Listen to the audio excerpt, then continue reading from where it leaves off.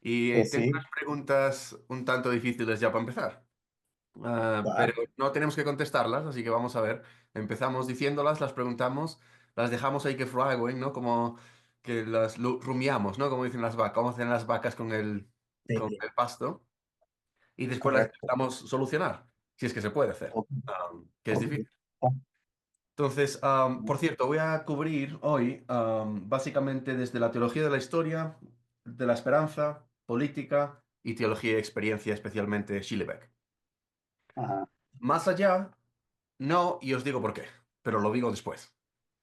Así que bueno, la pregunta que quiero empezar empieza ya desde el capítulo de Schillebeck. Y él dice cosas que a veces son interesantemente fuertes, ¿no? No sé si os parece así. Y hay una razón por la que él tiene un capítulo diferente y no está incluido en el capítulo de la teología hermenéutica. Que ya llegaremos a eso, porque voy a empezar por la teología histórica, de la historia. Pero las preguntas son, ¿qué significa que Dios nos ha salvado en Jesús? Segunda pregunta. ¿Dios nos salva antes de enviar a su Hijo Jesús o nos salva con su Hijo Jesús? Y tres. Bueno, esto no es una pregunta, esto lo digo así directamente, que es lo que dice realmente Schillebeck, así que prepararos, poner el cinturón, porque dice, quien nos redime o quien nos salva es Jesús, pero él dice que no es Cristo. Así que wow, ya empezamos bien, wow, wow, ya wow. empezamos bien, ¿no? Ok, pues vamos a llegar allí, pero quería poner así las preguntas aquí, porque creo que tiene algo muy interesante de alguna manera que explicar esta especie de genealogía histórica que estamos haciendo, ¿no? Porque vamos a llegar a entender ahora lo que voy a decir, que por eso digo no voy a explicar la teología de la liberación, la teología negra de la liberación, la teología humanista, mujerista, feminista, y la teología del tercer mundo. Os lo digo porque después, pero básicamente la idea aquí es que después de todo lo que hemos visto, y lo voy a hacer así de una manera súper rápida porque ya lo hemos hablado, ¿no? Pero recordar que empezamos con la teología de dialéctica de Barth, y en esta teología dialéctica de Barth llega Bultmann, y esta teología de Bultmann, que algunos teólogos de hoy en día considerarían que reemplazó completamente y con bastante fuerza la teología dialéctica de Barth, o neo-ortodoxa, como queramos llamarle, ¿no? Pero en la teología existencial, de alguna manera, es como decimos, mira, todo lo que ha pasado en el cristianismo tiene que suceder en un acontecimiento existencial. O sea, tú no puedes decir, yo soy cristiano y nada cambia, ¿no? O sea, no cambias ni tu perspectiva, ni tu modo de vida, no hay esa metanoia, ¿no? Que hablamos, ¿no? En la conversión cristiana. Entonces, no se puede decir yo soy cristiano como decir tampoco yo soy del Barça o del Real Madrid. Vale, ya estoy poniendo aquí problemas, ¿no? Entonces, no se puede decir así, porque si dices que tú eres cristiano, algo ha pasado, ¿no? Entonces, Bultmann enfatiza esa parte, ¿no? Pero esa parte existencial se queda de alguna manera muy corta, porque esa parte existencial es muy individualista, ¿no? Es decir, bueno, algo me pasó a mí y ya está. Entonces, después llegamos a teología, por ejemplo, hermenéutica, que eso fue, a mí me encanta, preciosa, pero empieza a entender un poquito de, bueno, pero ¿qué es eso que te ha pasado? ¿Lo entiendes? Porque si no es como decir, bueno, yo puedo tener experiencias de decir, y digámoslo así, ¿no? Por ejemplo, tengo una experiencia, yo tengo un sueño. ¿Y cómo sé yo que si ese sueño me lo envió Dios o es un sueño normal, ¿no? O sea, yo puedo tener la experiencia del soñar, pero no significa que viene de Dios, ¿no? Entonces, las experiencias, tener una experiencia, un cambio existencial, no siempre significa que es el cambio existencial correcto, ¿no? O sea, algo ya es una pregunta clave ahí, es ¿qué significa este cambio existencial? O sea, yo puedo meterme ahora un poquito más realista o más problemático, yo puedo pertenecer ahora a una secta y en la secta una secta, por ejemplo, bueno, no voy a nombrar nombres, pero me van a decir o me van a dar los argumentos de por qué este cambio de mi vida que tengo que hacer merece la pena y tengo que seguir siguiendo sus normas o normativas y directrices, ¿no? Entonces, el cambio existencial no significa que estamos en el cambio existencial correcto, ¿no? Significa que algo ha pasado, que de hecho algo tiene que pasar si te has convertido al cristianismo. Después llegamos a la teología hermenéutica, entonces lo intentamos interpretar, y llegamos a la teología, que los voy a poner juntos, ¿no? Cultural, teología de en la modernidad, teología de la secularización, y después el gran capítulo de la teología católica del giro antropológico, ¿no? Pero todo esto que tiene en común todas estas teologías.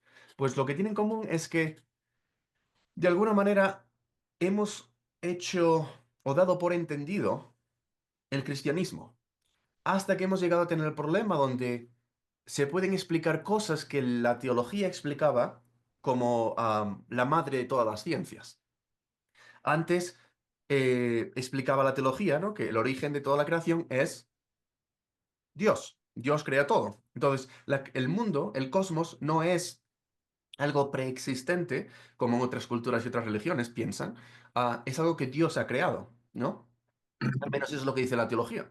Pero de repente llega ahora el movimiento modernista de la ilustración, la ciencia avanza y llega personalidades como Darwin y llegan otras personalidades como Freud, y entonces se empieza a explicar todas estas cuestiones que la teología siempre ha explicado con una explicación alternativa.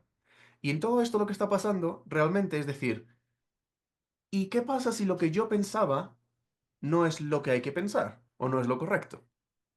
Entonces llegan a hacer una teología que al final, que hay una parte positiva, cuando habíamos hablado de la teología de la secularización, y dices tú, oh, ¿cómo se puede decir un teólogo que diga que Dios ha muerto, ¿no?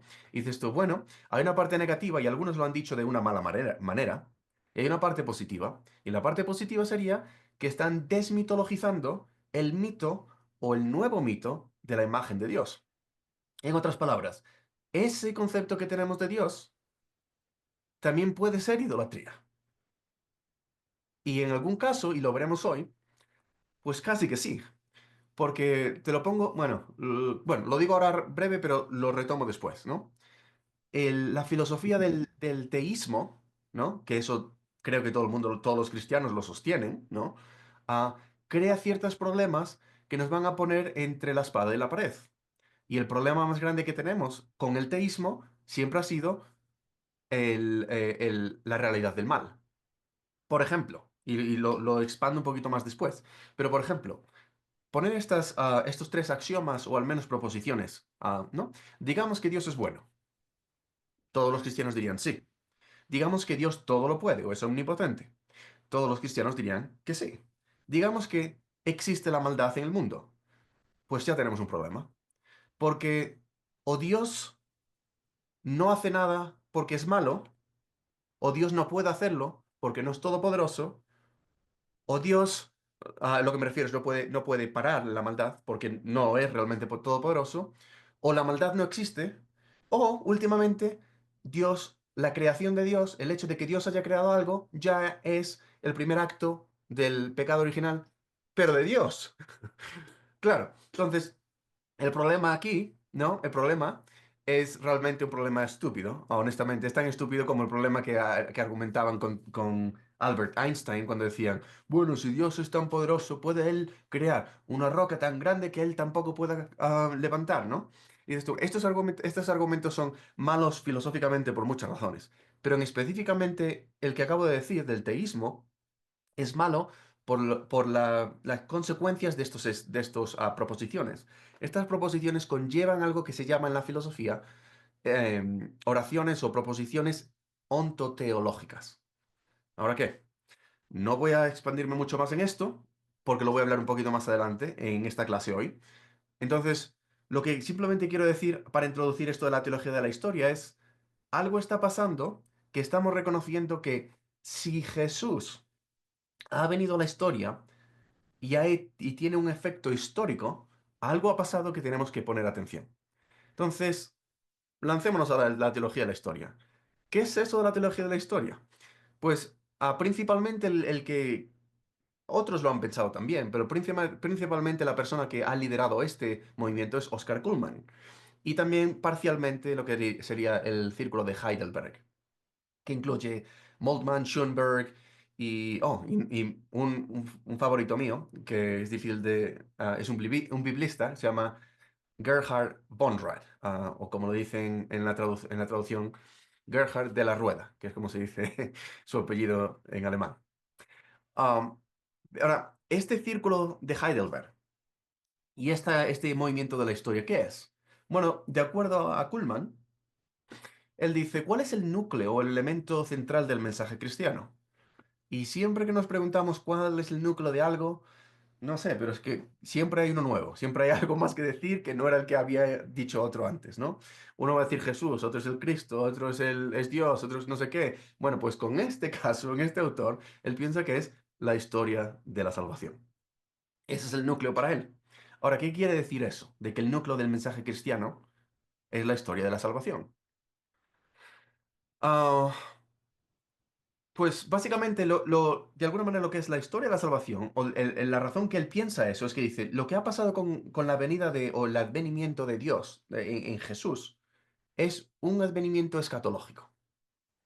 Es algo que es histórico, pero no debe de ser histórico, pero ha afectado a la historia. Es algo muy interesante porque de alguna manera lo que dice, que creo que rescata muy bien, es recordar que la concepción temporal de los griegos es una concepción cíclica, ¿no? Es como que siempre va así. El budismo, el hinduismo, o al menos ciertos hinduismos, tienen ese concepto de reencarnación, ¿no? Es como que siempre es así. Y en este sentido de esta circularidad, ah, la ruptura escatológica significaría en este caso romper el círculo vicioso.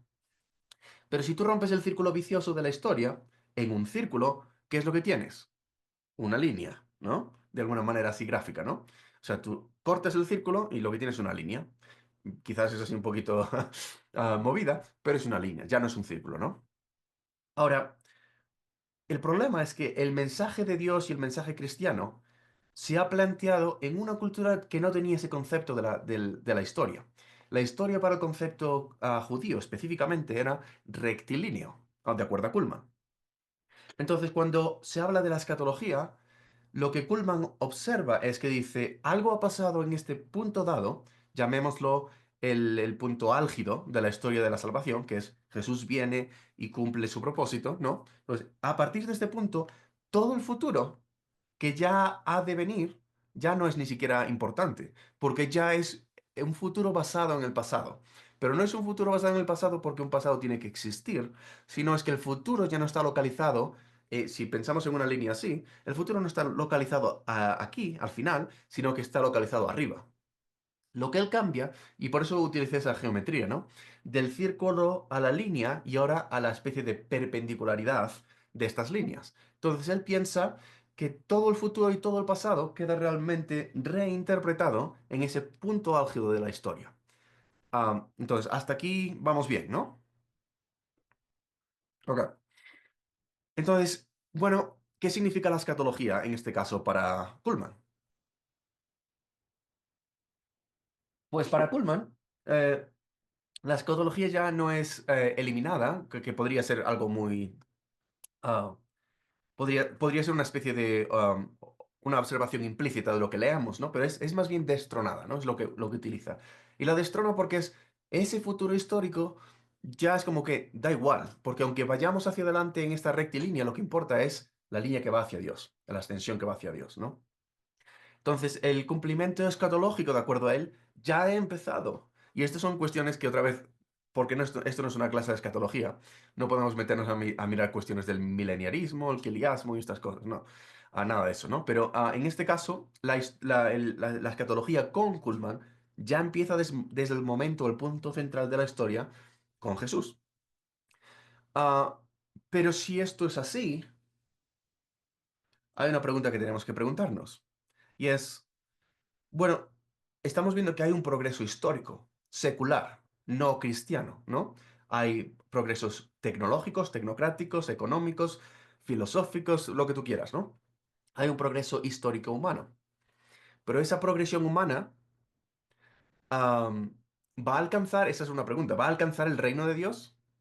Entonces, quiere decir de alguna manera que lo que Jesús ha hecho valida o posibilita la, de alguna manera el alcance a la historia del reino de Dios. Entonces, pregunta para vosotros, a ver si queréis reflexionar así un poquito rápido. ¿Crees que entonces, porque Jesús ha venido y ha hecho este acto de salvífico, de salvación, ¿cómo viene el reino de Dios?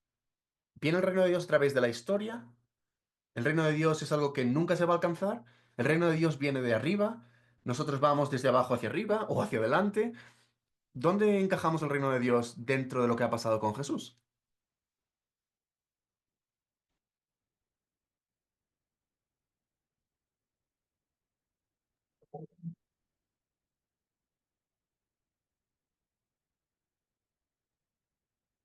Eh, preguntas, ¿verdad? ¿Preguntas para todos? Sí, sí, sí, quien quiera. Creo que un poco todo lo que has dicho, ¿no? El reino de Dios viene, pero nosotros también participamos con él. Eh, el reino de Dios tiene que ver con Cristo, con la venida de Cristo, con la primera venida de Cristo, pero también con la segunda y con lo que viene después. No sé. Ok. ¿Alguien más? ¿Andreu? Bueno, Jesús dice que el reino de Dios ya está aquí. Y entonces es como una primicia que se está manifestando.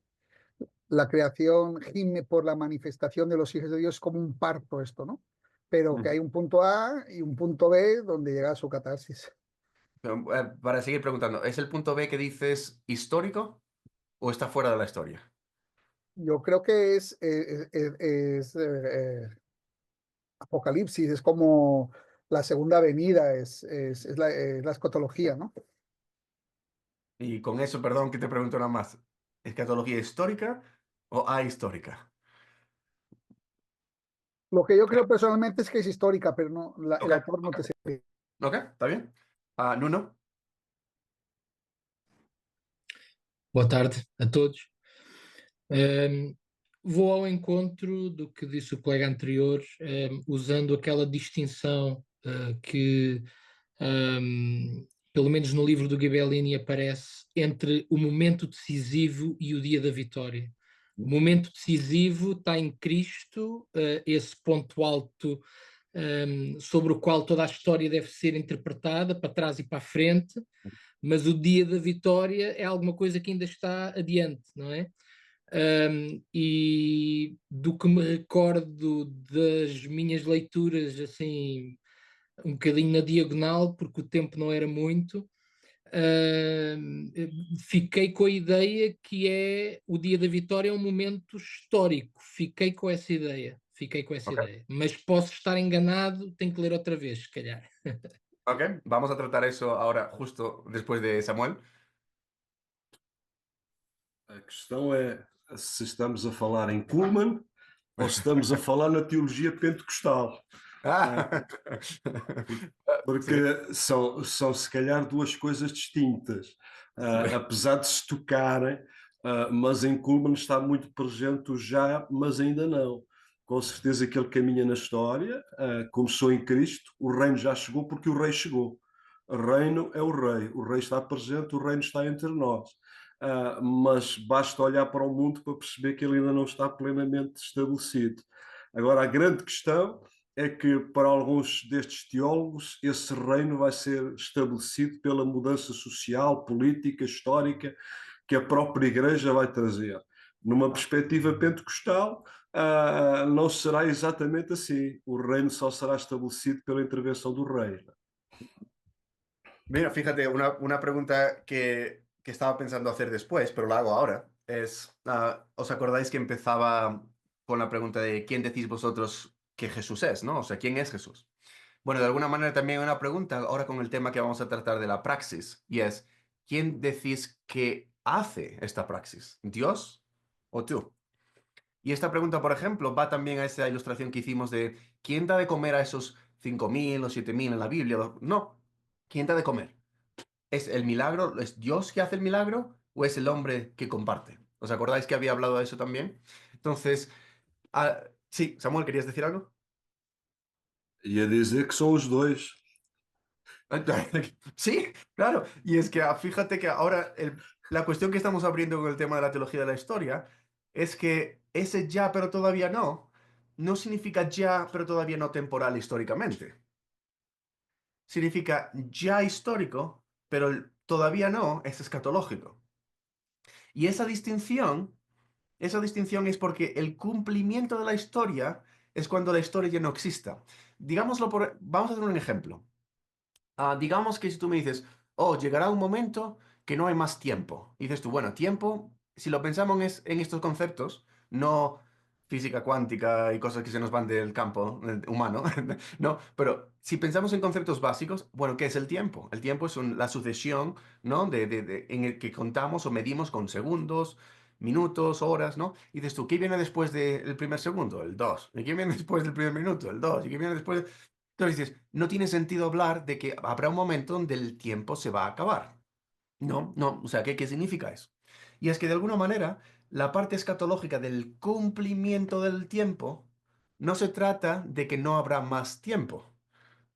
Y eso es lo que no lo quiero decir ya, porque eso está en la teología de la esperanza con Moltmann, pero va a haber algo donde tenemos que hacer una distinción de historia y escatología, pero al mismo tiempo es complejo porque la escatología se ha, ¿cómo se diría en español?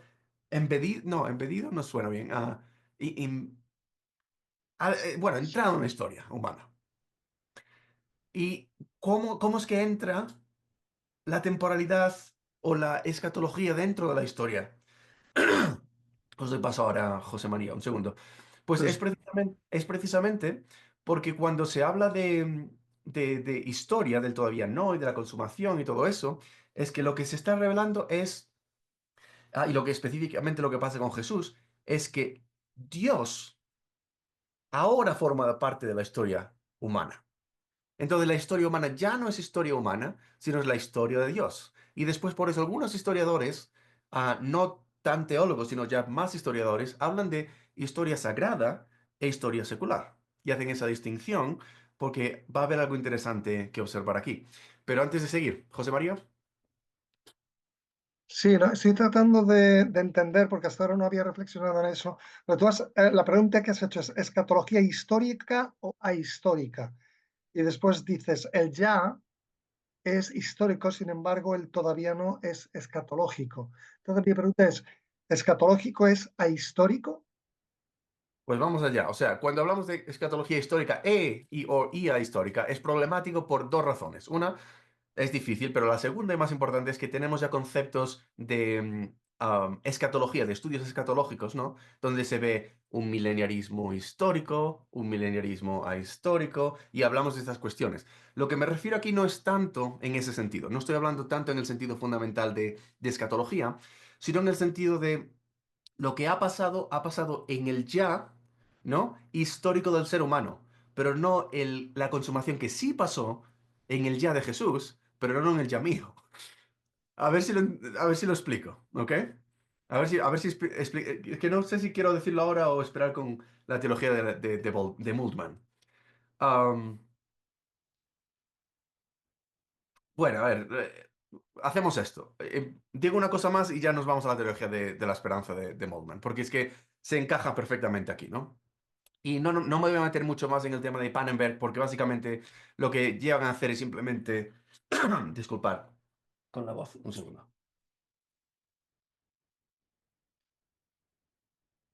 Lo que va a pasar realmente aquí, ¿no? Con el tema de Pannenberg, que también es un proponente increíble, ¿no? Del círculo de Heidelberg, es que empiezan a entender que lo que se estudia en la teología es la historia de lo que Dios ya ha hecho en la historia de la humanidad.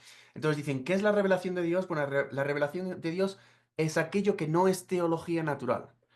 ¿Os acordáis de lo que es eso de la teología natural? ¿Os suena al menos? ¿No? Ok.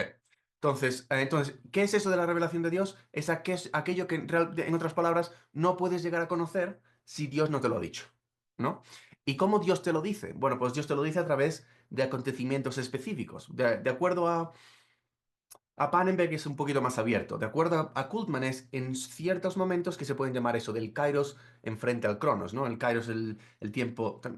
A veces hacemos una diferenciación un poquito demasiado abrupta del griego, realmente es tiempo, ¿no? Pero vale. Entonces, tiempo propicio, si quieres decirlo así, o tiempo cronológico, ¿no?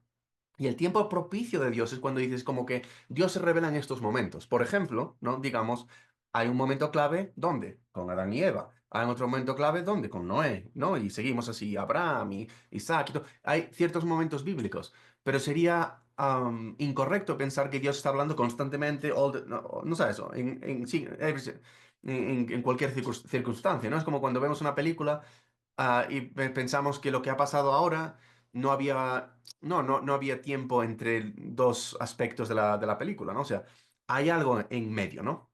Entonces, como que Dios elige, de acuerdo a Kuhlman, ciertos momentos donde Él actúa y en esa actuación es la revelación de Dios, ¿no? Es donde Pannenberg ve que dice, no, no podemos ver como, oh, Dios se revela como una especie de epifanía, que de hecho Moltmann y ya me estoy mezclando ahora con la teología de la esperanza, pero de hecho Moltmann habla de que la religión judía no es una religión de epifanía. ¿Qué dices tú? Bueno, ¿a qué te refieres con eso, no? Porque de alguna manera casi que sí. Tenemos muchos ejemplos de en momentos epifánicos, ¿no? De apariciones, donde dices tú, bueno, ¿quién es ese el ángel de Dios? No, el ángel de Yahweh, ¿no? Y dices, bueno, sí, es una teofanía.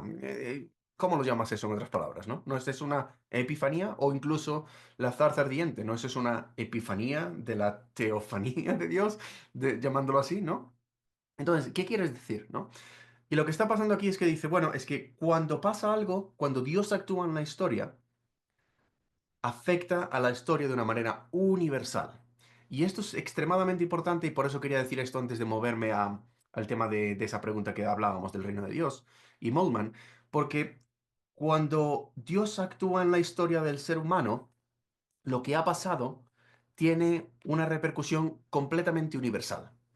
Entonces, y lo voy a decir de dos maneras. La manera menos importante, que sería, por ejemplo, lo que le pasa al pueblo de Israel hoy y lo que le ha pasado antes, con los problemas de los palestinos hoy, con los problemas de los palestinos antes, afecta a todos, ¿no? Pero en una parte mucho más sincera y más importante que esta, que esto es, bueno, parte de la historia normal de la vida, ¿no? Cualquier cosa que pase, cualquier cosa que diga el presidente Trump, todo el mundo se pone las manos hacia encima en la cabeza y dice, ¿y ahora qué? ¿No? Y ahí va la economía otra vez para arriba y para abajo y así seguimos, ¿no? Entonces, no me refiero solamente a esa parte histórica, ¿no? Sino a la parte histórica de que la escatología es ahora o está dentro ya de la historia de la humanidad. Y ahora voy a intentar explicar un poquito qué significa todo esto con Moltmann, pero antes, Andreu. No, que me encanta esto que estás diciendo, pero estoy intentando entenderlo bien, de que Dios interviene en la historia de la humanidad. Lo había hecho a lo mejor antes con palabra, con profetas, pero claro, hay un momento que interviene él directamente, digamos, en carne y huesos. Y entonces esto es muy trascendental porque toda la historia se ve afectada por esa intervención. Y entonces es muy trascendente, y es que no lo había visto así nunca. Ah, Pero ahora está pensando en la película Regreso al Futuro, no sé si la habéis ah, visto, sí, que sí, claro. el chico vuelve al pasado y hace que su padre se comporte de una forma diferente, que no se deje avasallar por otra persona, sino que se impone. Y entonces vuelve al futuro y su destino es completamente diferente porque su padre supo tener una actitud gracias a su ayuda que no había tenido y entonces cambia totalmente la historia. Entonces lo que hace Dios, se mete en la historia y cambia la historia y todo el devenir viene completamente marcado y transformado por esa intervención. Es esto. Correcto, y es una manera muy, muy bonita de ponerlo. Y por eso, pero hay un peligro, y por eso Moltmann sale al paso. Porque el peligro es el futuro, o la escatología no es el futuro histórico. La escatología es la consumación de la historia. Y por eso yo hacía la pregunta tontorrona, ¿no? De decir de alguna manera, bueno, pero ¿cuál es la consumación del tiempo? ¿Qué pregunta es esa, no? Es decir, ¿cuál es la consumación de lo que viene? Es como decir, bueno, pero ¿qué pasa si le añades un uno al infinito? Y dices tú, infinito todavía, ¿no? Entonces, son preguntas equivocadas de alguna manera, ¿no? Pero, y de alguna manera estamos hablando de estas cuestiones y por eso la filosofía es extremadamente importante porque de alguna manera nos ayuda a entender la parte esa de la filosofía trascendental de Kant, que luego se desarrolla en otras cuestiones, pero también está la parte más práctica, histórica, social que empieza incluso con la filosofía histórica de Dilthey. Muy, muy importante, muy interesante, ¿no? Ahora, vámonos aquí a Moltmann. A ver, ¿qué significa esto de escatología y tiempo, historia y que, a ver, ¿cómo es esto? ¿De qué entran las cosas? Bueno, primeramente decir que Moltmann es famosísimo. No sé si no lo habéis escuchado nunca antes, pero si no, yo me compraría todos los libros que haya publicados en español y en portugués ya. Y lo digo por esta razón. Primero es, obviamente, es una pasada, es increíblemente académico, estupendo, pero se mete a hablar de cuestiones que no son normalmente habladas dentro de del ámbito en el que vivimos, ¿no? Y se mete a hablar de cuestiones como la impasibilidad de Dios, a cuestiones de teología del Simsum, que habla de la teología judía, tiene una precisión muy grande a la parte de la teología pentecostal, sin embargo, una conexión increíble también en la teología más reformada alemana y católica, pero además es, dentro de lo que cabe, fácil de entender. Otra vez, dentro de lo que cabe, ¿no?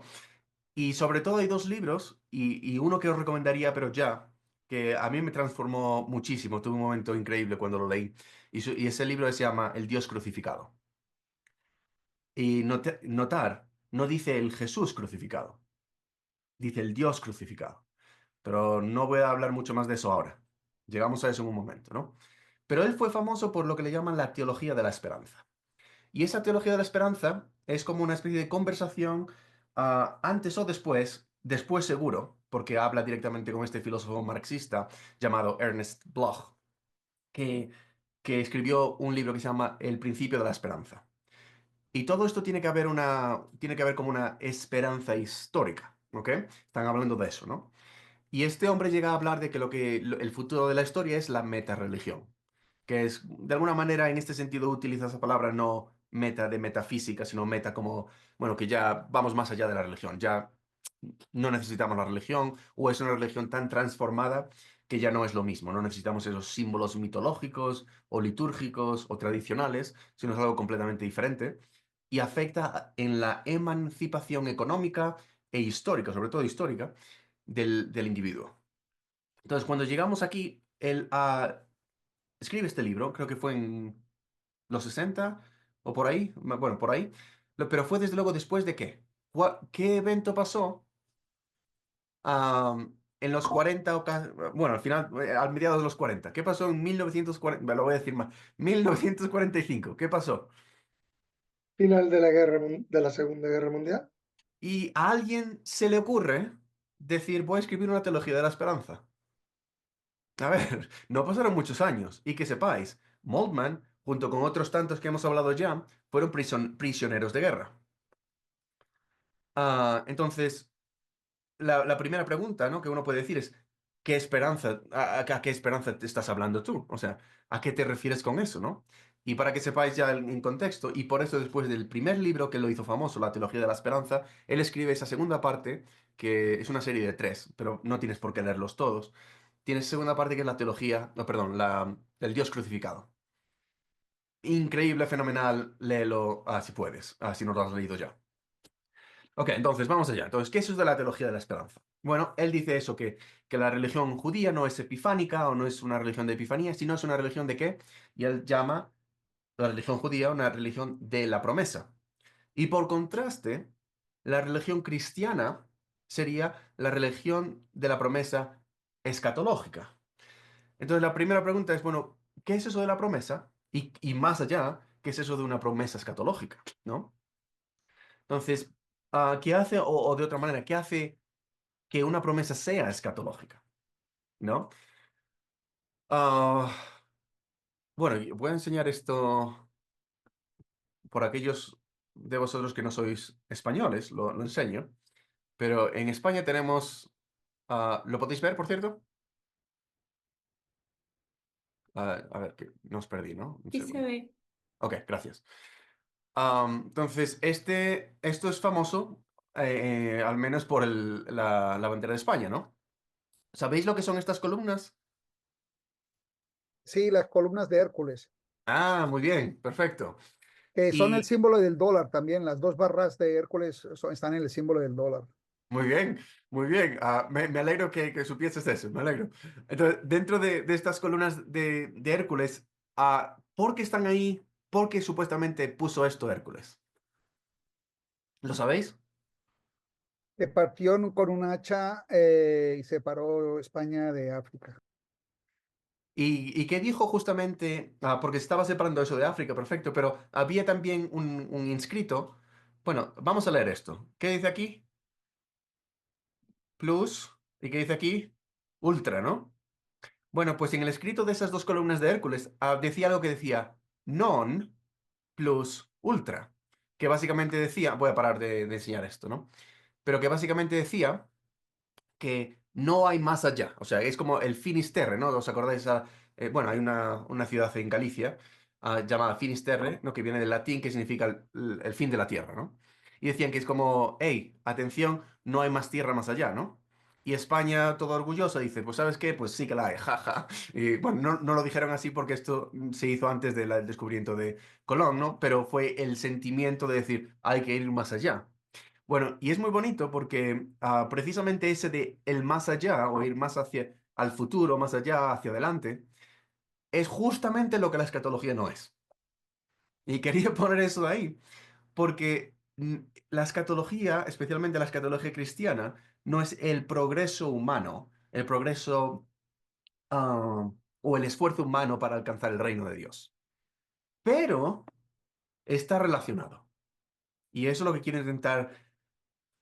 Y otra vez, no estoy diciendo que esto es lo que digo porque lo que hay que creerlo, estoy hablando simplemente de estos autores, ¿ok? Ya matizando esto. Entonces, ¿qué es lo que están haciendo entonces ellos? Entonces, lo que dicen él, y dice básicamente, no es como un plus ultra, sino como un novum ultimum. Otra vez, latín, ¿no? En este caso sería como lo últimamente nuevo, o lo nuevo que es lo último, no hay nada más. Otra vez, la consumación.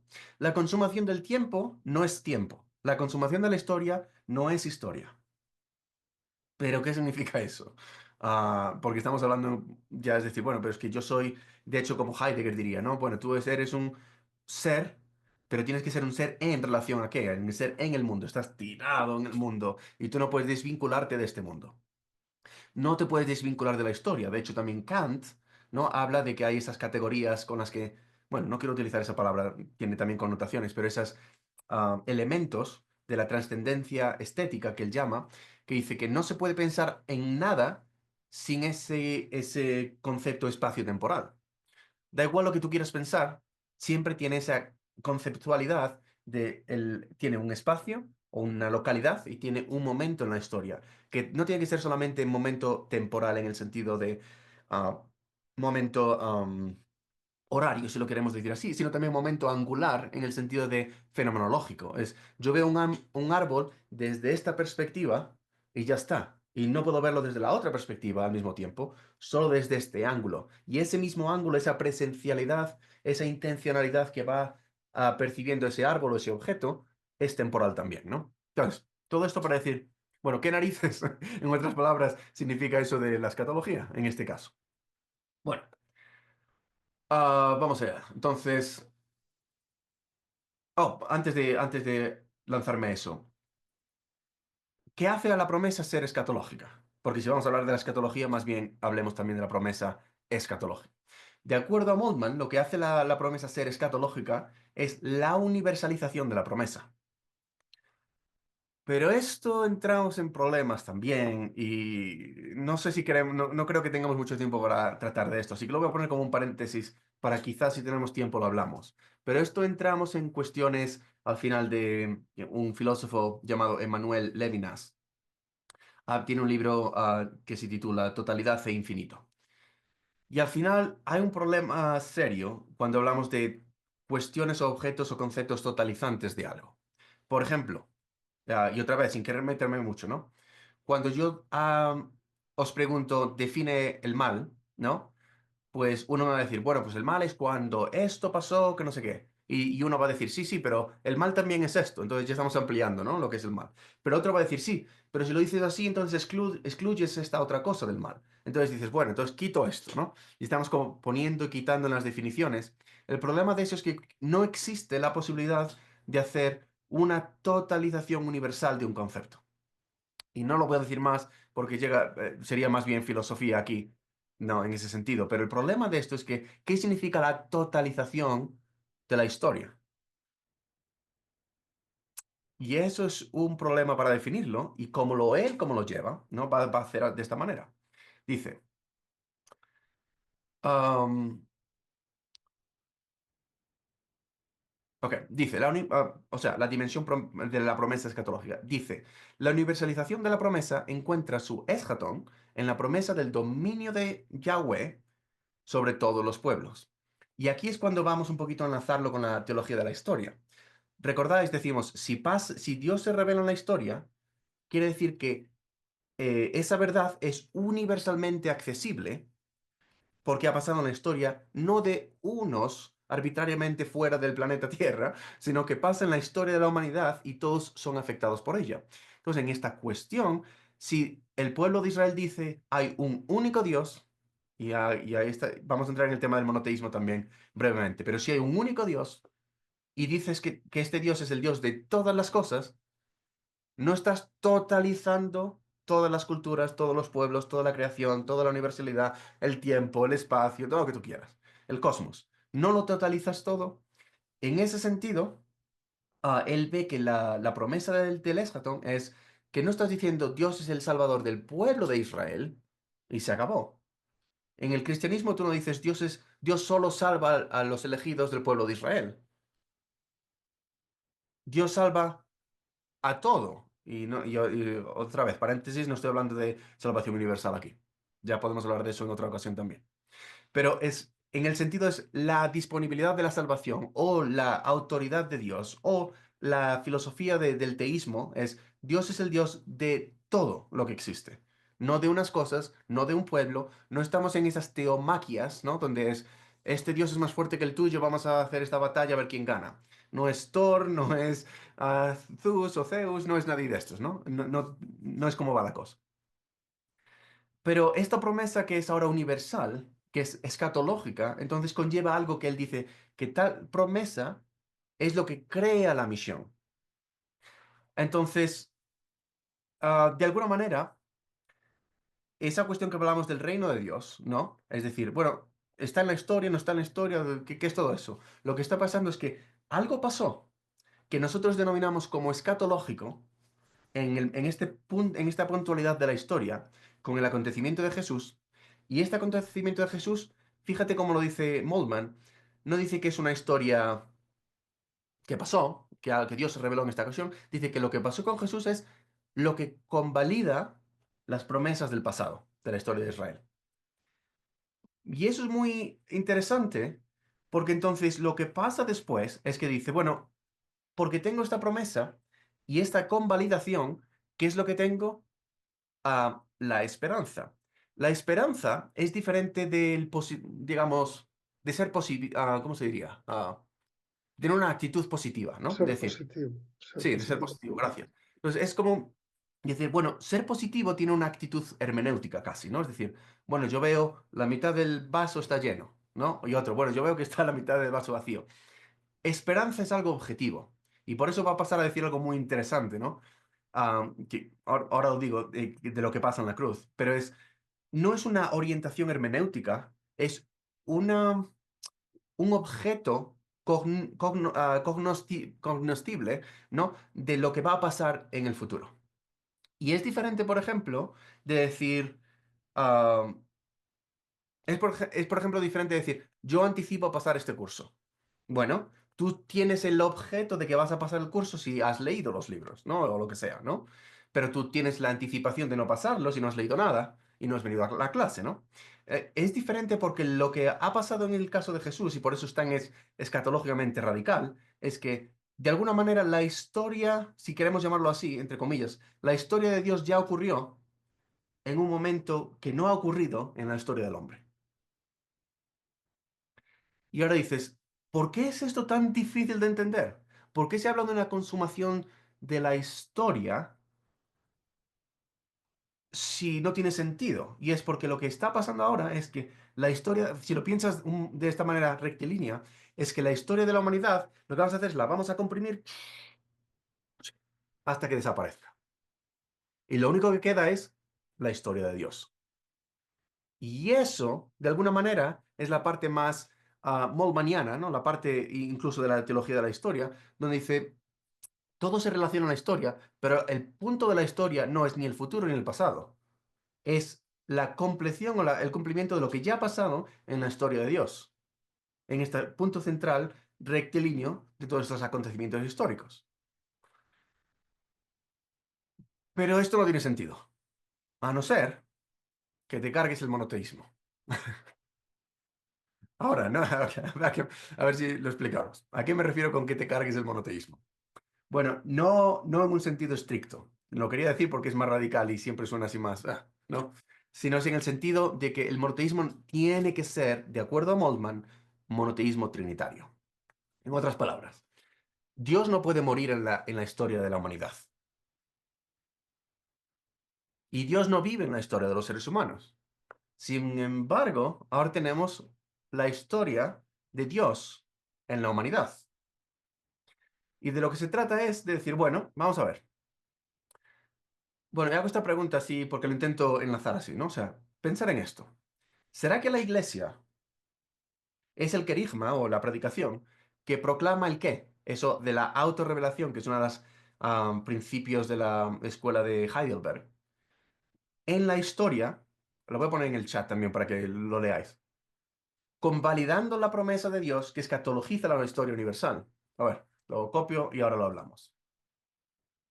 A ver.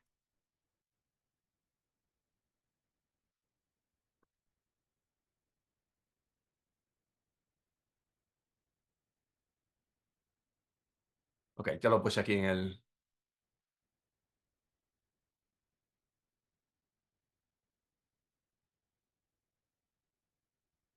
Ok. Entonces, otra vez. ¿Será que la iglesia es no la que predica, sino la predicación? Porque ya es interesante, ¿no? Cambiar así el objeto. Donde lo que hace la iglesia, como existente, predica la, o se transforma, o es la autorrevelación de Dios, o sea, lo que Dios ha hecho en la historia que ya se ha convalidado con Jesús, pero ahora que escatologiza la historia universal.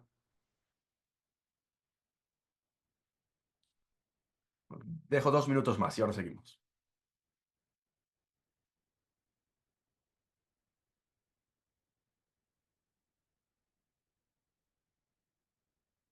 La razón que pregunto esto tiene que ver porque, ah, de alguna manera, volviendo también a esa parte que hablaba de qué es eso de ser cristiano, ¿no? O sea, ¿qué significa que Dios salvó? ¿Salvó el qué? ¿Nos salvó ya? ¿Nos va a salvar después? ¿Nos está salvando? ¿Qué significa todo esto, no? Entonces, parte de lo que pregunto es porque dices tú, ¿cuál es la esperanza? ¿Cuál es el objeto? ¿Qué es lo que esperas como cristiano? ¿No? Y dices, el futuro de alguna manera es lo que proviene, y dice Moltmann, es lo que proviene de lo que él llama la physis materia. Es una especie de materialismo histórico casi, ¿no? Que es justo una contraposición a lo que habla este filósofo marxista am, del materialismo histórico marxista, ¿no? Que sería Ernst Bloch. Pero lo que él dice, no, la esperanza... ah, disculpad un segundo. Oh, ok. Perdón. Entonces, el futuro es algo que viene de una manera materialista, ¿no? Es algo histórico, es algo físico, es algo que no que se espera, es consecuencias, efectos, mm, llámalo metafísica si quieres, ¿no? Pero lo que dice él que la esperanza es, por eso es escatológica, es lo que haz viene, es lo que indica, es lo que indica la parusía, ¿no? Esa venida, ¿no? Pero es el adventus como anticipación, es yo sé que ya ha pasado y que está viniendo y que va a venir, ¿no? Esa es esperanza. Ahora, la cuestión que lo dejo así por ahora un poco abierta es, ¿qué es eso que va a venir? ¿No? Pero tenemos esperanza que no lo digo, ¿no? Pero tenemos esperanza de algo que va a venir. Entonces, eso que va a venir es diferente al materialismo histórico, el esfuerzo que el ser humano puede tener, como una especie de, que, por cierto, no entendáis que ni ellos ni yo verían el evangelio social como algo malo, ¿no? Pero es diferente el evangelio social con el advenimiento de Dios, ¿no? Es cualitativamente diferente. Entonces, la esperanza no es seguridad en lo que va a venir, sino protesta. Y esto aquí es donde quiero pararme un poco y hablar un poquito de Job, por cierto. Es la protesta contra ¿qué? Contra la miseria, la injusticia, contra el pecado, contra la muerte, en fin, contra las limitaciones de la vida. Y entonces, ¿qué es eso lo que se espera? Bueno, pues quiero poner un paréntesis antes de hablar de lo que es eso del Dios crucificado de Moltmann, ah, brevemente, ¿no? Muchas veces como en la teología hermenéutica, ¿no? Y sobre todo especialmente con Tillich en la teología de la cultura, él va a decir, mira, lo que tenemos que hablar no es traducir, ¿no? Tenemos preguntas existenciales, ¿no? De cuál es mi función en la vida aquí, cuál es el sentido de la vida, por qué sufro, por qué esta persona murió, por qué tengo una enfermedad, ¿no? Esas son preguntas que todo ser vivo tiene, ¿no? Y Tillich va a decir que lo que hay que hacer es hacer usando el método de correlación, es traducir lo que Dios nos está diciendo a un lenguaje que la gente pueda entender.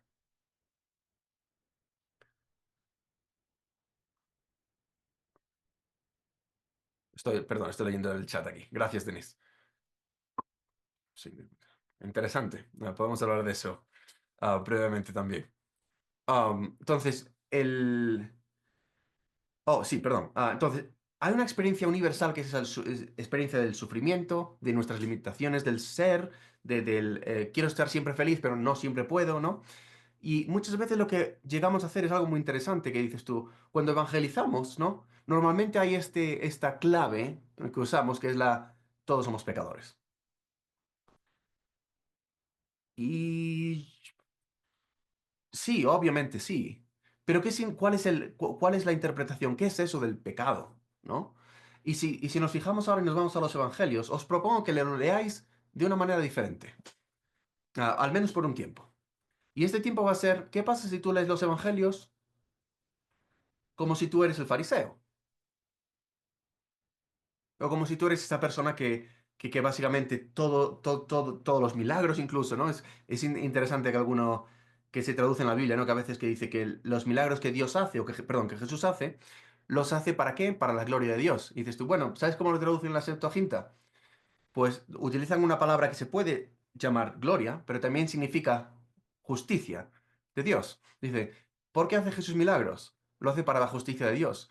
Y si lo pensáis de esta manera, cuando Jesús transforma el agua en vino, o cuando Jesús alimenta a las multitudes, o cuando Jesús hace otros de sus milagros, es como que siempre hay algo que y sobre todo, a veces necesitamos ayuda para ver las costumbres judías, ¿no? Que si lo piensas y lo interpretas, dices, ¿sabes lo que está haciendo? Lo hace porque está, de alguna manera, rompiendo las estructuras rabínicas judías de básicamente siempre. O hace un milagro en el sábado, o, por ejemplo, por cierto, transformar el agua en vino no es que sea malo porque ahora es vino y tenemos el mejor Cabernet Sauvignon o lo que tú quieras, ¿no? El problema ese es realmente de que lo hace en un sistema donde hacer eso, donde si hay un ¿cómo se diría? Un contenedor usado para el agua y después se pone vino, eso se consideraría impuro. Entonces, es como que cada cuestión que pasa en los milagros de Jesús es como que hay algo que nos perdemos. Y lo que nos perdemos es que Dios está haciendo la justicia en contra, está proveyendo, está realmente haciendo, ejecutando la justicia. ¿En contra de quién? De los que están condenando todas estas cosas. Y una de las cosas interesantes de cuando hablamos de eso del pecado y quería hablar de esto del Evangelio es que decir, yo creo que, y esto ya es más personal, pero yo creo que no hay que convencer tanto a la gente que son pecadores, en el sentido de que toda la gente ya experimenta el problema del mal. Todo el mundo sabe que porque a mí, porque me pasa esto, porque no tengo más dinero, porque no tengo más comida, porque tengo esta enfermedad, porque se me muere mi amigo, porque se... No, tenemos todo esto. Y la esperanza que parece ser que vamos a tener que hacer dentro de este mundo de esta teología, va a tener que tener repercusiones sociales e humanas, que lo hablaremos en la teología política, ¿no? Que dices, al final, ¿el evangelio qué es? ¿Cómo puede ser buenas noticias que me digan, felicidades, tú eres pecador, trapos de inmundicia? ¿Cuál es la buena noticia? La buena noticia es que aquella ley que te condena, bien sea rabínica, mosaica, judicial, de lo que sea, no es la que tiene la última palabra. La salvación no proviene de nada de esto. Entonces, ¿qué es la salvación? No la salvación de la condena sola, de la de la justicia rabínica o de canónica o judicial, sino la salvación es la salvación precisamente de qué? Ah, la resurrección. La salvación de la muerte, la salvación que sí, por eso tenemos ese entendimiento, ¿no? ¿Cuál es el efecto del pecado? La muerte. Entonces, ¿cuáles las buenas noticias? La resurrección. ¿Cuál es la esperanza? No más hambre, no más tristeza, no más enfermedades, no más dolor. No... Eso sí son buenas noticias. Y eso es lo que Jesús está haciendo, ¿no? Entonces, ah, ¿cuál es la esperanza que tenemos? Es la esperanza de, oh, prefiero ir al cielo, pero no al infierno. Nah, podemos hablar de eso en otra ocasión, ¿no? Pero ¿es esa la esperanza que tenemos? Yo creo que es mucho más bonita. Yo creo que hay algo más que Jesús está haciendo. Y entonces, lo que pasa ahora, y esto es la parte que se enfatiza ahora en la praxis, ¿no? Es decir, si tú sabes esto, si tú sabes que todos estos sufrimientos se van a acabar, si tú sabes que todo ya se ha hecho, o sea, que lo sé, que al final que vamos a tener que enfrentar a la muerte hasta que Jesús venga, ¿no? Que todas estas cosas van a pasar, que nos están pasando. Al final, ¿cuál es la esperanza? Que la injusticia, básicamente, lo pongo en términos simples, que la injusticia no tiene la última palabra. Y yo quería decir dos cosas. Una es acerca de Job, pero... mm, sí, bueno, digo lo de Job ahora. Bueno, en el primer capítulo de Job, él empieza, es algo brutal realmente para nosotros, ¿no? Y para el teísmo. Porque la primera parte dice, Job era justo, que ya tenemos que preguntarnos, ah, sí, lo era, ¿eh? ¿Seguro? Justo. Ya empezamos así, ¿no? Job es justo. Job nunca, nunca, nunca supuestamente le echa la culpa a Dios por ninguno de sus sufrimientos. El pobre lo pierde todo. No hay que describirlo porque son tantas cosas que pierde que al final, bueno, lo pierde todo, ¿no? Y de repente llega un momento muy interesante donde él dice, porque bueno, o sea, hay un momento donde hay una expresión de lamento, ¿no? En el lamento. Y el lamento es lo que pasa siempre a todo el ser humano. Pero después el problema es que hay una parte última después de lo que viene del lamento. ¿Qué es lo que viene después del lamento? La acusación. Entonces, si yo soy pobre, la culpa es de. Si yo tengo una enfermedad, es que la culpa es de. Si yo no tengo dinero, es que la culpa es de. Pero espérate, si a mí toda la familia se me muere, la culpa es de Dios. Y esa parte, al final, Job, creo que es en el capítulo 19 o algo así, aún tratando de todavía lidiar con estas cuestiones. Que fijaros, ¿no? Que hay esa teología de retribucionista. Todos sus amigos, incluso su esposa, todos le dicen, muérete, condena a Dios, lo que sea, tal. Y incluso él dice, fíjate que dice, ¿para qué nací? O sea, no quiere ni existir. Pero fíjate lo que dice después. Dice, me arrepiento, ¿no? O sea, se arrepiente de algo. Y dices tú, ¿pero de qué te arrepientes? ¿No? O sea, ¿cuál es tu arrepentimiento? ¿De qué? Y el arrepentimiento precisamente es de que él de alguna manera, sin acusar directamente a Dios, sí acusa a Dios. Acusa a Dios de que Él existe. Y en esa acusación, cuando Él se arrepiente de esa acusación, ahí es el arrepentimiento de alguna manera que está pasando, ¿no? A una manera universal en la práctica de la teología política, que veremos brevemente en la teología de la esperanza. Es decir, ¿cuál es el arrepentimiento? No es el arrepentimiento de un objeto judicial llamado no matarás, no sé qué. El objeto de que no matarás es precisamente porque ahora, y ahora lo desarrollo, espero, es porque cuando tú haces alguna de estas cosas, tú estás haciendo ¿qué? Estás, palabra, bueno, dañando a Dios. Y aquí es donde es la revolución del libro de Dios, el Dios crucificado. Porque es un teólogo que hace esta revolución. Un filósofo lo hubiera hecho de otra manera. Pero ¿cuál es la revolución? Que dice, lo que hay que hacer es una teología patética.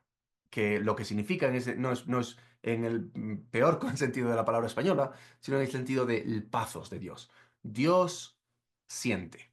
Entonces, ¿cuál es el problema del monoteísmo en este caso? Dice, claro, ¿cuál es la esperanza? ¿Cuál es lo que ha pasado en la historia? El problema es que no lo vemos en concepto trinitario. Y la Trinidad es compleja en sí misma, así que no voy a abrirlo mucho, y podéis leerlo en su libro, ¿no? Pero básicamente de lo que se trata es que ya no es el hombre que sufre, sino ahora Dios sufre. Y la pregunta es siempre, bueno, pero Dios no sufrió entonces antes. Y ahí por eso os pregunto, ¿os acordáis? Y ahora vamos a hacer un descanso antes de entrar en la teología política. Pero os preguntaba, ¿nos ha salvado Dios antes de Jesús? Y esa pregunta es trampa, obviamente, por eso la pregunto. Pero ¿en qué sentido? En que, bueno, si tú dices, de tal manera Dios amó al mundo que, ¿qué? Que envió a su Hijo unigénito, ¿no? ¿Y qué pasa? Y que nos salva. Pero dice, pero hay algo que falla en nuestra interpretación simplista. Porque si hay algo que acontece y lo que pasa no es que Dios no nos salvó antes. Dios siempre nos quería salvar. Entonces vamos a ver si lo entendemos, ¿no? Lo que quiero decir, el aspecto escatológico en la historia humana. La razón en la que Jesús tuvo que venir es porque la historia de Dios ahora se fusiona con la historia humana. Pero si Dios nos hubiera pensado siempre como somos trapos de inmundicia, ¿no? Y si simplemente somos eso, si simplemente somos todos pecadores, entonces ¿cómo es que Dios manda a su Hijo a salvarnos? Entonces Dios ama a los pecadores y la salvación realmente no tiene mucho sentido porque ya nos amaba antes. Entonces podría él ser misericordioso sin tener que acribillar al pobre Jesús. Entonces, ¿cuál es realmente el acontecimiento escatológico, el acontecimiento radical de lo que le pasa a Jesús en esta tierra? Porque si Dios no ama a los trapos de inmundicia, si Dios no puede tener comunidad o comunión con nosotros, pero manda a su Hijo, y Él sabe, porque tenemos que decir otra vez el problema del teísmo, y si Él sabe lo que va a pasar, y si Jesús sabe, oh, no me pongas a través de esto, pero que sea tu voluntad y no la mía. Si Dios sabe todo esto, entonces, a ver, tenemos que pensar un poco. ¿Será que Dios siempre nos quiso? Dios siempre nos quería salvar. Dios siempre quería estar con nosotros. Dios envía a sus ángeles con Abraham en las Epifanías. ¿Qué es lo que realmente pasa con lo que le pasó a Jesús? Es que, o sea, ¿qué pasa? Que entonces el pobre Abraham, bueno, sí, o bueno, vamos a hablar mejor de Job o Elías, ¿no? También era justo, mira, que no vio la muerte supuestamente, ¿no? Entonces, pero, ¿qué es lo que pasa entonces? ¿Jesús vino a salvar a Elías o Elías ya está con Dios o qué entendemos? Y es que aquí creo que uno de los énfasis, y otra vez, no estoy diciendo yo que esto es como hay que leerlo, ¿ok? Esto simplemente que esto es como lo estamos planteando en estas reflexiones, es que lo que está pasando es que lo que le pasa a Jesús es que lo divino y lo humano se unen para siempre. Y el acontecimiento salvífico de Jesús es un acontecimiento salvífico que de alguna manera es como siempre ha ocurrido, pero se ha sido revelado en Jesús. Y todo esto para decir que, bueno, para decir, por eso, no quiero decir ahora. Bueno, lo digo brevemente, pero llegaremos a Schillebeck. Cuando dice, lo que trae la salvación, ¿te acuerdas que dije? Quien nos redime es Jesús y no Cristo. Y dice, lo que trae la salvación no es la cristología, sino la práctica del reino. Entonces, ¿qué es lo que pasa cuando sabes lo que ha hecho Jesús por ti? ¿Cuál es la, de alguna manera, ¿no? ¿Qué es lo que cuál es la experiencia cristiana que tenemos si no podemos tener la misma experiencia que los apóstoles tenían? Porque sí, yo sé que hay algunos que hoy en día se llaman apóstoles también, y yo no me meto, ¿ok? Yo no lo soy, yo no me meto, pero mira, yo lo que sé es que de acuerdo al libro de los Hechos dice que has estado con Jesús en carne y hueso y lo has visto resucitado. No es mi experiencia. No sé si es la vuestra. Si lo es, pues yo vale, muy bien. Pero no es la mía. Entonces, hay una diferencia cualitativa de mi cristianismo al cristianismo de los apóstoles y al judaísmo, si quieres decirlo, de Abraham. Samuel. Isto é tudo muito interessante, muito profundo, mas questiono-me se não estamos a confundir o mundo da história humana com o mundo do tempo de Deus. Se não estamos a confundir eternidade com tempo, porque Deus vive noutra dimensão. Tempo é criação. E objetivamente, quando estamos a falar que Deus interviu no mundo, ele interviu no tempo. Mas ele está acima do tempo. É por isso que a Bíblia diz também que Jesus é o Cordeiro de Deus que foi morto antes da fundação do mundo. E nós, parece-me que muitas vezes estamos a humanizar muito a Deus, ou estamos a ver Deus pelos olhos humanos, e estamos a confundir estas noções de tempo e de eternidade, porque na realidade nós vivemos no tempo e vamos viver sempre em alguma dimensão de tempo, porque nós não somos eternos, somos imortais. E perceber a diferença entre eternidade e imortalidade é fundamental para percebermos isto. Claro, Deus veio ao tempo, Deus entrou no tempo, isso é um mistério extraordinário para nós. Mas antes de haver tempo, Deus já agia, Deus já existia, Deus já estava, porque o tempo tem que ser criação. Então ele age na história, mas a história é dele. E acho que é importante nós também refletirmos sobre isso, né? Digo eu. No, no, no estás equivocado, ¿no? Eso es desde luego es lo que se piensa en la teología más tradicional. O sea, Dios vive fuera del tiempo, ¿no? O sea, Dios no está limitado por ese tiempo, ¿no? Dios crea el tiempo de alguna manera, que como algunos científicos dicen, el Big Bang no saben muy bien cómo, pero es lo que causa realmente el espacio y el tiempo al mismo tiempo, ¿no? Bueno, pero la pregunta, o sea, lo que creo que está pasando aquí en esta teología es decir, pero ¿cómo puede ser que eso, que está fuera de todo esto, entra en el tiempo?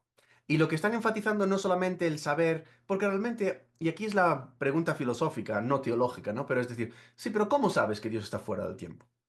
Y por eso después Schillebeck va a entrar y va a decir, quien salva es Jesús y no la cristología, porque la cristología, me estoy adelantando, porque la cristología es la reflexión de la experiencia cristiana, que sirve para como una especie de heurística o directriz, ¿no? Que nos ayuda a revivir esa experiencia. Pero, ¿cómo sabemos que Dios está fuera del tiempo? No, o sea, esos son axiomas. Es como decir lo mismo que Anselmo de Canterbury, cuando habla de quién es Dios. Otra vez, siempre me cuesta decirlo tal como lo dice él, pero es algo así como aquello que tú piensas que no puede ser pensado, que no se puede pensar más de lo que te has pensado. O sea, es decir, si en el momento que tú eres capaz de conceptualizar algo de Dios, de acuerdo a este hombre, ya te lo has cargado, porque es el que va un paso más allá. Y fijaros creo que es en Proverbios 8, que hay un hebraísmo muy interesante cuando se habla de la sabiduría de Dios. Y es como, dice, cuando, no creo que utiliza la palabra de crear, tengo que revisarla, pero algo así como, hay un hebraísmo poético que dice, ¿cuándo existe la sabiduría de Dios? O sea, ¿dónde está? ¿En qué punto temporal? Y dice, antes de la creación, antes. Y dice, antes de la creación, antes. Antes de la creación, antes. Y está siempre con ese poesía repetitiva.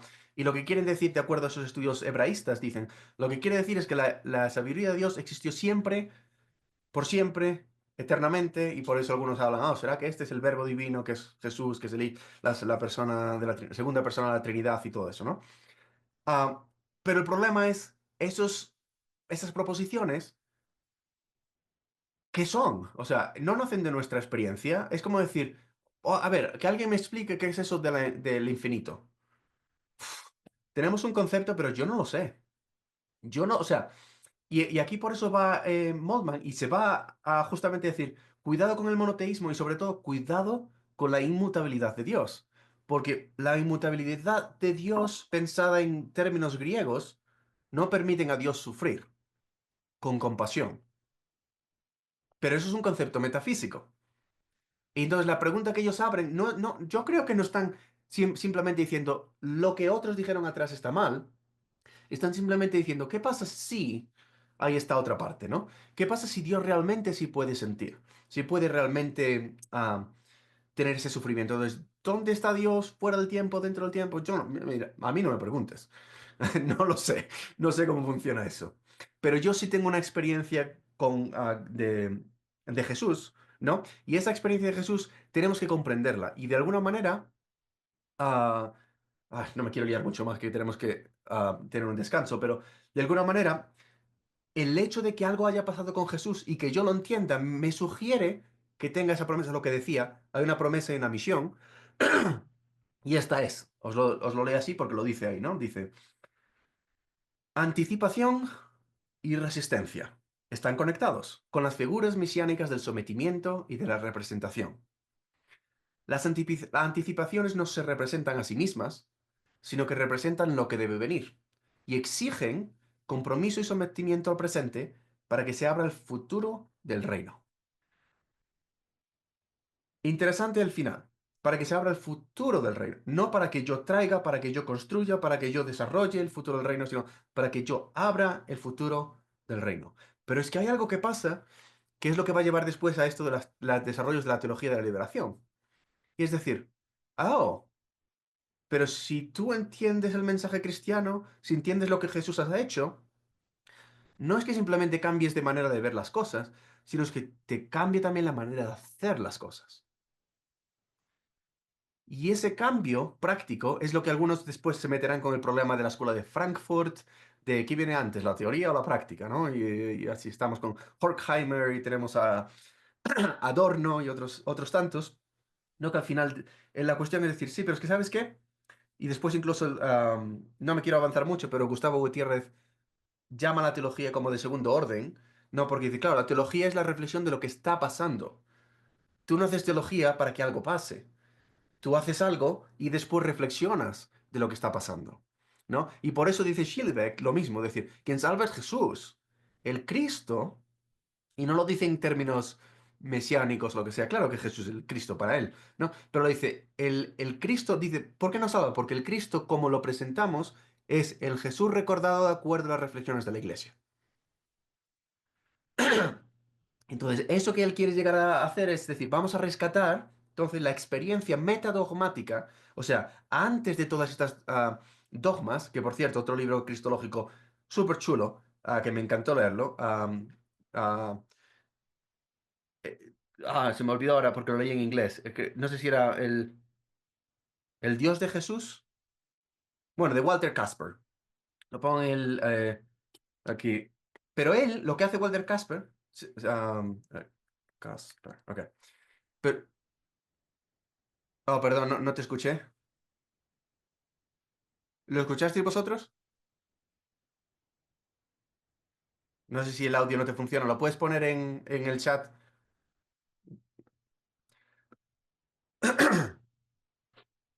Am,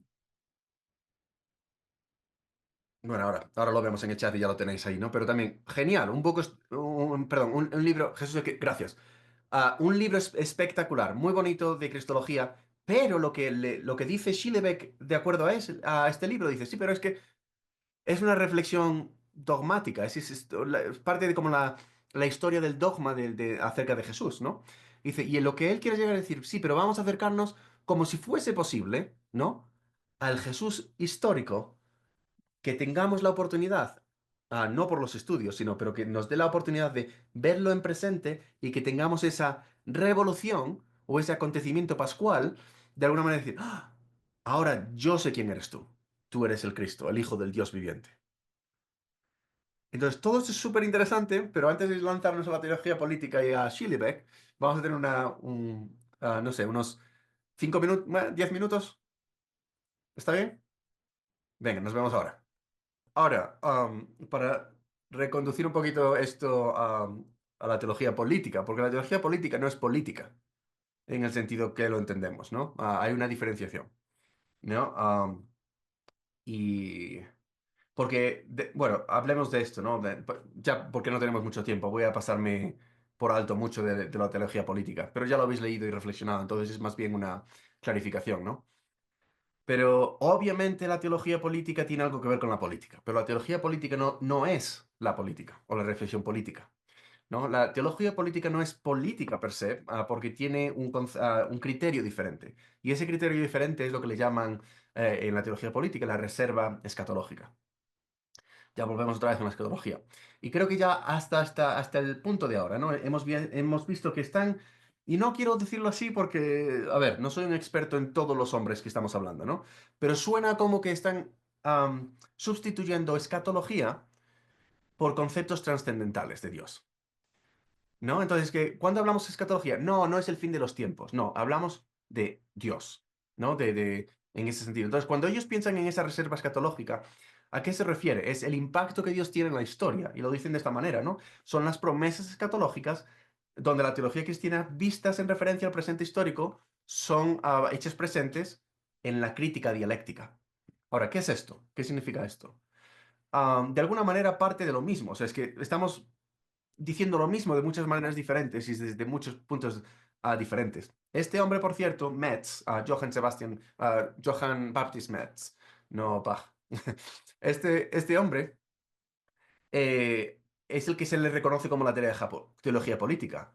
Pero de alguna manera, Moltmann como que pertenece a él, a esta teología política. Hizo algo que como que ayuda a eso. Bonhoeffer también hablaba un poquito de algo de esto, ¿no? La teología de la secularidad también tienen cuestiones políticas en ese sentido. Y es lo que está pasando es que dicen, ok, hay una historia cristiana, pero es que está impactando a la historia universal del hombre.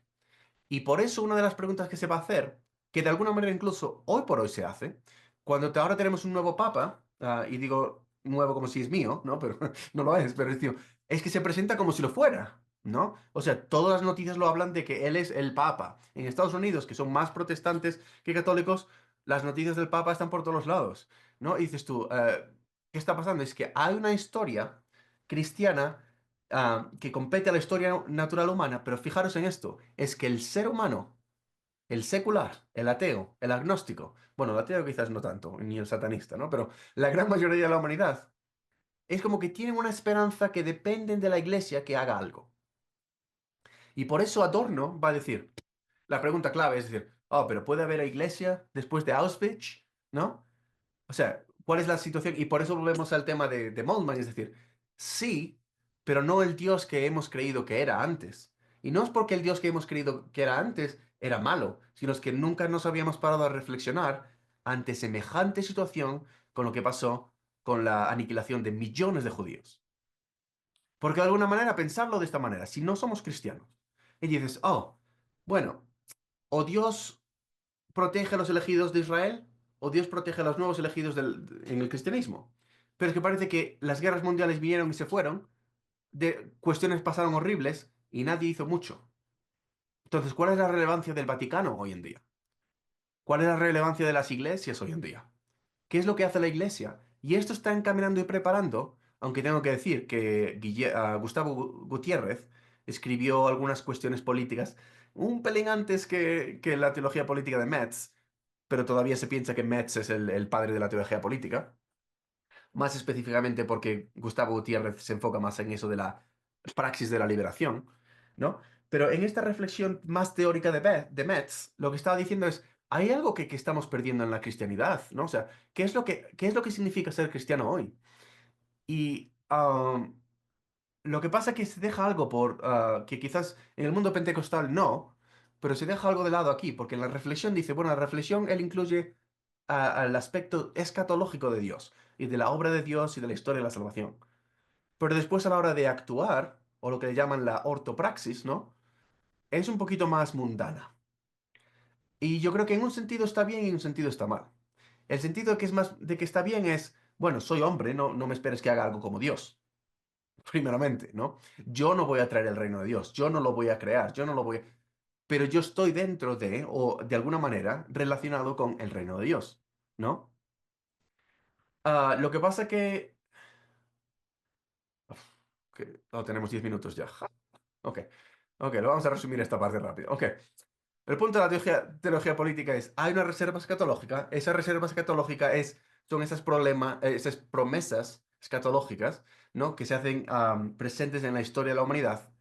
Pero esa acción, esa ortopraxis, es el efecto de nuestra conversión como seres cristianos. Entonces, no se puede ser iglesia si no haces nada. De alguna manera, la iglesia no está como decir, bueno, vete ahí, confiésate y listo, ¿eh? Que algún día llegarás al cielo. Eso no es como se piensa en la misión de la iglesia. La misión de la iglesia no es eso. La misión de la iglesia no es simplemente orar y la liturgia. Claro que es eso. Claro que también es la confesión. Yo confieso mis pecados a Dios, ¿no? Pero hay una parte más. Y dices, ¿pero cuál es la misión? Entonces, la teología política va a enfocarse mucho a eso, que después se llegará, después de nuestro amigo que tiene un apellido difícil de pronunciar, Schillebeck, ¿no? Después de él, vamos a entrar en la teología de la liberación, negra, feminista y del tercer mundo. Y rápidamente, para que no se me olvide. La razón que no voy a tratar estos temas es porque realmente, una, son más sencillos para entenderlo. Dos, no los quiero encajar todo en lo mismo porque sería muy... am, ¿cuál es la palabra? No lo penséis que los pongo todos juntos como soberbia, ¿no? Sino es que los pongo en conjunto porque tienen una misión similar. Nacen como desde un punto similar y están haciendo o mirando ángulos diferentes, ¿no? Entonces, hay algo que pasa, por ejemplo, en la teología negra, ¿no? Donde tienes un Martin Luther King que habla mucho como un cristiano normal. Y déjame lo que lo diga así, un cristiano blanco. Y la razón por eso es porque él, ¿a dónde crees que fue a estudiar? A un seminario blanco. Y después tienes un Malcolm X que bueno, que no habla cristiano, obviamente, es musulmán, pero además tiene un lenguaje que no es aquí, ¿cómo se diría? Entendible o comprensible o acostumbrado en el lenguaje de la raza blanca en Estados Unidos. Entonces, cuando él habla con revolución, violencia, conceptos marxistas, conceptos islamistas, conceptos tal.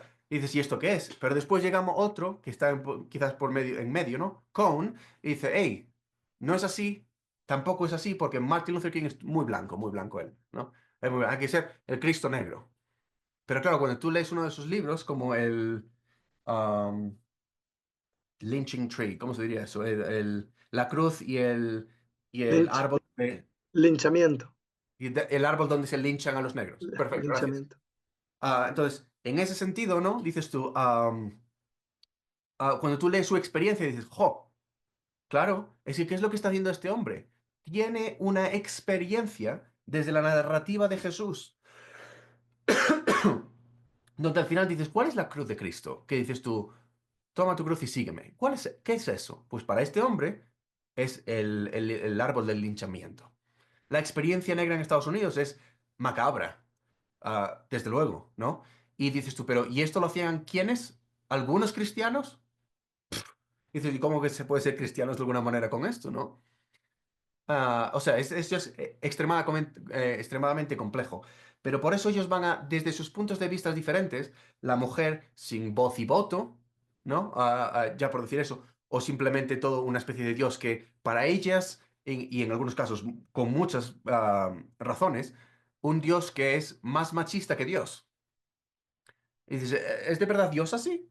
Y es que la verdad es que tenemos muchas ideologías o ideas acerca de Dios que realmente no son Dios. Y lo bonito de la teología, de alguna manera, es reflexionar para, una, tratar de entender nuestra experiencia, Dios, Cristo, la historia de la salvación, la Biblia, pero por otra, también es para reflexionar cuándo estamos poniendo cuestiones que son problemáticas dentro de ese concepto de Dios que tenemos, ¿no? Entonces tiene que ser una especie de depuración, pero también con una anticipación, y eso es lo bonito de la teología de la esperanza, la anticipación de que Dios está presente en tu vida hoy, mañana y por siempre.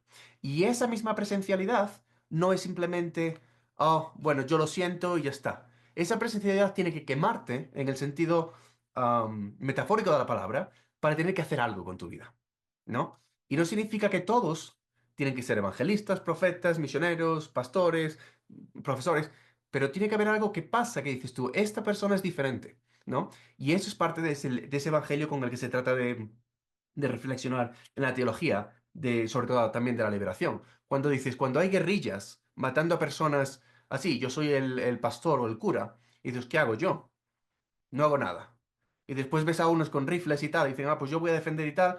Bueno, podemos tener una conversación de si el rifle es la mejor opción para utilizar, ¿no? Para defender a los congregantes de la parroquia. Pero también es cierto decir, oye, pero es que la iglesia tiene que hacer algo. Quizás lo están haciendo mal, pero ¿qué hacen entonces? ¿No? Entonces, quizás tendencias supremacistas son malas, pero entonces, ¿qué hacemos en contra de esto? Quizás un partido político que sugiere estas cosas son malas por otras razones. O sea, tenemos que tener esa crítica. Entonces, la iglesia, ¿qué significa que la iglesia es luz en este sentido político? Pues que se mete y se moja en las cuestiones políticas. Pero lo peor que podemos hacer es cuando alguien pone estas cuestiones de, oh, los homosexuales son malos y el otro, los homosexuales valen. Y dices, cuidado cómo hablamos, porque estamos representando también a la salvación de Dios. Y más de decir cuestiones que sí, que de verdad que mira, que yo lo sé, que algunas veces me pienso yo, pero ¿cómo puede ser que haya iglesias que acepten todo ahora, ¿no? Que da igual, todo vale. Y dices tú, pero si miras al Antiguo Testamento y todos los procesos litúrgicos que Dios implementó en el templo y tal, dices, madre mía, ¿no? O sea, pero por otra parte, si hacemos eso, en vez de ayudar, quizás estamos siendo los fariseos. Entonces, ¿cuál es la salvación? O sea, ¿cómo puede ser que dices, sí, ¿cómo entramos en el reino de Dios? ¿No? O sea, ¿cómo entramos en el reino de Dios? Y dices, bueno, pues entramos, ¿cómo se puede decir? ¿No? O sea, por la fuerza, con los rifles de la liberación, ¿no? En eso. O se puede hacer con la fuerza por la fuerza crítica de la filosofía y la política y la religión. Pero también, perfecto, gracias. Gracias por pasar esto. Un libro estupendo. Ah, así se llama el árbol del ahorcado. Fíjate, es que lo tengo en inglés, y por eso. Ok, gracias. Entonces, pero todo esto realmente es cómo la cruz representa la crítica de la humanidad. Y ahí podemos de alguna manera acabar, porque ya me quedan 2 minutos y no llegué a Schillebeck. Pero de alguna manera lo que podemos acabar es con esta reflexión de traducción de la experiencia. O sea, ¿qué significa que tú conoces a Jesús? ¿Qué significa que realmente algo te pasa que tú le llamas la metanoia, el arrepentimiento, el cambio de orientación? ¿Qué significa eso? ¿Lo vamos a decir que solo es en lo divino, solo en lo espiritual? O sea, no, yo da igual, o sea, yo cruzo la carretera cuando está en rojo, voy a 200 kilómetros por hora siempre que puedo y discuto con todo el mundo y tal. Pero eso solo tampoco vale, porque si lo haces bien todo aquí, no está realmente entendiendo cuál es el aspecto increíblemente escatológico de lo que ha pasado en el acontecimiento pascual de Jesús. Entonces, lo quiero cerrar así con esto, de decir, lo bueno que todas estas teologías nos están adentrando aquí ahora, es que decir, no es solamente una justicia, digámoslo, como estamos justificados por la fe y la fe es un concepto teológico, sino estamos justificados por la fe que produce. Y ahí está el problema de Lutero, ¿no? Que produce obras. Pero las obras no te salvan. Tú las produces como Bonhoeffer porque algo te ha pasado.